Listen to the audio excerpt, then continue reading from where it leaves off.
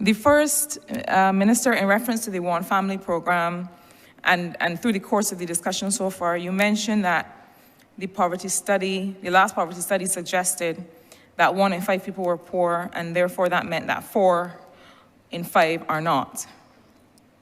I'm not so sure. You're doing a study now, but any poverty study of this nature, survey of living conditions, household budget survey, all of these things, it's a snapshot, right? And it tells you what's happening at the moment that you administer the survey. And by the time you finish and you hit send, something else is happening, right?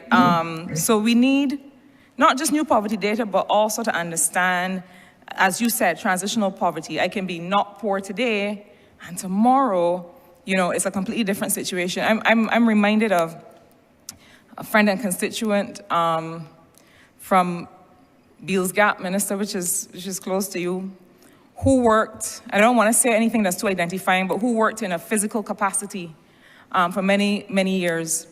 And the last time I had engaged with him, he was in his shop doing some work.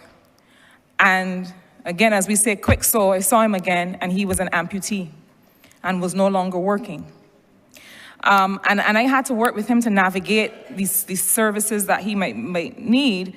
But also I wanted to ask you, and I'll come back to the matter of services in a different question, but what is the effort to really understand the very rapidly changing circumstances of people? What is the effort to use administrative data that you have so much across all of your departments in that ministry that you just get through an intake form or when somebody tells you something about their circumstance, and to be able to feed that into a data management system so that alongside the poverty study, which you can only reasonably do max every 5 years, you have this ongoing data that you're monitoring.